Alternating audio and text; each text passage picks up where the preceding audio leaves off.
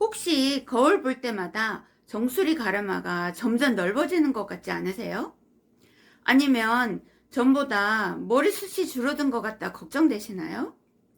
탈모는 아닌 것 같은데 머리카락이 가늘어지고 힘이 없어 보인다면 두피 치밀도를 의심해 봐야 합니다. 안녕하세요. 두피와 피부에 대해 수다를 떠는 두부언니입니다. 콩님들, 혹시 홈쇼핑 자주 보시나요? 요즘 홈쇼핑을 보시면 두피 케어 제품들이 정말 많이 보입니다. 가격도 만만치가 않습니다. 좋은 성분들을 많이 사용하는 것 같아요. 예전에는 볼륨이나 윤기를 강조하는 헤어 제품들이 많았는데 이제는 두피 케어 관련 제품들이 많이 보이고 있어요. 이제는 두피 케어가 트렌드이면서 중요해졌다는 것이겠죠? 두피가 건강해야 모발도 건강해진다는 것은 제가 매 영상마다 강조드렸으니 이제는 잘 아실 거라고 생각됩니다. 두피가 중요한 이유 중에 하나가 두피 탄력이 떨어지면 얼굴도 함께 처진다는 겁니다. 이렇게 두피를 살짝만 당겨도 얼굴이 함께 리프팅 되는 거 보이시죠? 결국 피부 안티에이징의 시작도 두피 케어로부터 시작되어야 한다는 겁니다. 두피 케어의 핵심은 두피 치밀도라고 할 수 있어요. 두피 치밀도를 쉽게 말하면 머리카락의 뿌리, 즉 모낭이 얼마나 촘촘히 두피에 자리 잡고 있는지를 뜻해요. 또한 두피가 빈틈없이 쫀쫀하게 모낭을 꽉 잡아주는 힘이라고 말할 수 있어요. 제가 이렇게 연필을 꽉 잡고 있으면 아무리 연필을 잡아당겨도 빠지지 않죠. 마찬가지로 두피가 모낭을 단단히 잡아주고 있으면 머리카락이 쉽게 빠지지 않고 건강하게 자랄 수 있어요. 님들, 잔디가 빼곡히 심어진 공원을 떠올려 보세요. 잔디 하나하나가 머리카락의 뿌리, 즉 모낭이라고 생각하면 됩니다. 잔디가 빼곡히 심어져 있으면 공원이 푸르고 아름다워 보이겠죠. 두피 치밀도가 높을 때도 마찬가지예요. 머리카락이 풍성하고 볼륨감이 풍성한 머리카락을 유지하기 쉬워져요. 반대로 잔디가 듬성듬성 나 있거나 군데군데 빈 곳이 있다면 공원이 휑해 보이고 보기 안 좋을 거예요.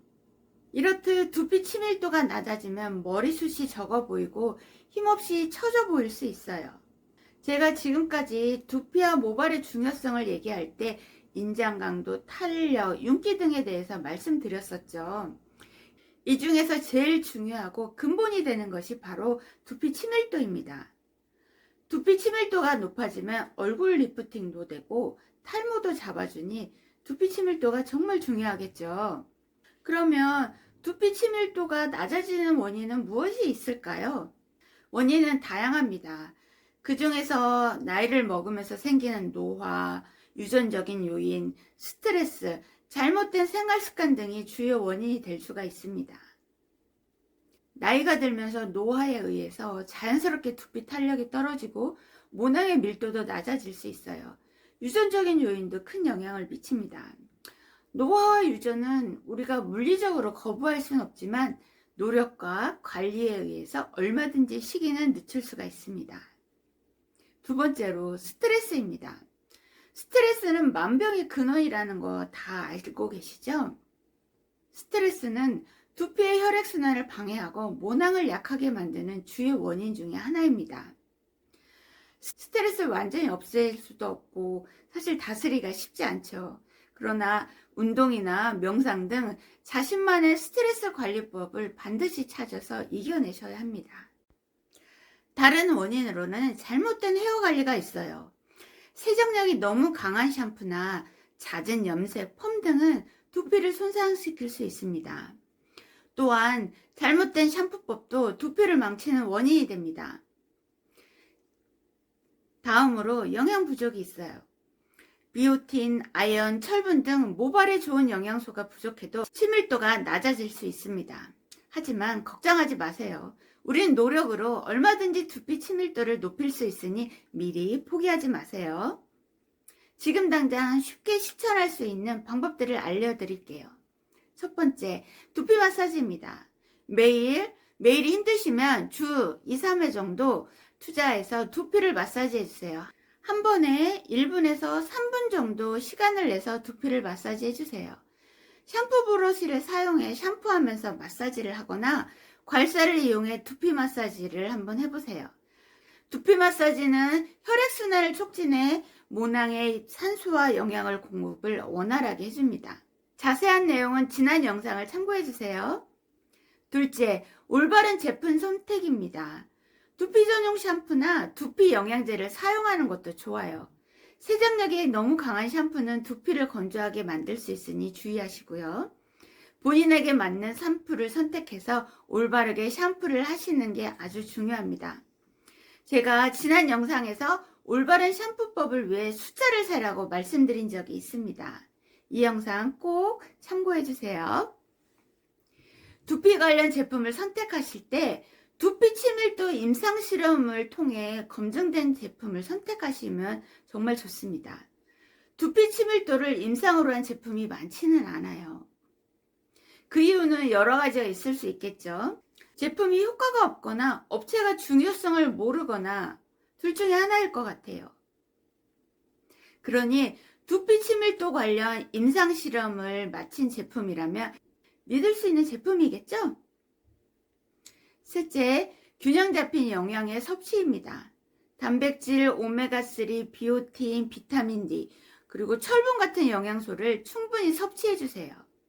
균형 잡힌 영양소를 섭취하는 것은 두피 친밀도뿐만 아니라 우리의 몸을 건강하게 만드는데 아주 기본적이고 필수적입니다. 영양제로 드셔도 좋지만 질 좋은 음식으로 섭취하는 것이 사실은 더 좋습니다. 영양제들은 사실 흡수가 관건이에요. 올바른 섭취 방법이 아주 중요합니다. 수용성인지 지용성인지 공복에 섭취하는지 식후에 섭취하는지에 따라서 흡수율이 달라집니다. 그러므로 영양제를 섭취하실 때는 섭취 방법을 꼭 정확하게 확인하신 후 드셔야 제대로 효과를 보실 수가 있습니다. 네 번째로는 생활습관 개선입니다. 오늘도 우리의 두피는 잘못된 생활습관으로 고통받고 있어요. 충분한 수면은 우리 건강과 피부에도 중요하지만 두피 건강에도 아주 중요합니다. 미는 잠꾸러기라는 말 잘 알고 계시죠? 밤 10시부터 새벽 2시까지는 우리 몸의 세포가 회복되는 시간이니 이 시간에는 꼭 잠자리에 들 수 있도록 노력해 보세요. 얼굴에만 신경 쓰지 마시고 이제는 두피도 함께 관리해 주세요. 샴푸는 꼭 저녁에 하시고 바싹 말리고 주무셔야 합니다. 뜨거운 온도는 두피에 치명적입니다. 샴푸하실 때는 꼭 미지근한 물로 하시고요. 드라이 하실 때도 찬바람과 강풍보다는 약풍으로 해주세요. 오늘 영상에서는 두피 친밀도에 대해서 알아봤어요. 작은 습관의 변화라도 두피 친밀도를 높이고 볼륨감 있는 머릿결과 자신감을 되찾을 수 있습니다. 아무리 좋은 꿀팁을 드려도 실천하지 않으시면 무용지물입니다. 나이 들수록 화장빨보다 머리빨이라는 말이 있습니다. 지금 바로 시작하셔야 합니다. 꾸준한 관리가 답이에요. 관리하는데 투자한 시간은 절대 콩님들을 배신하지 않을 겁니다. 고민하고 미룰수록 머리카락만 빠질 뿐이에요. 오늘 영상은 여기까지입니다. 콩님들의 좋아요와 구독은 영상을 만드는 데 많은 힘이 됩니다.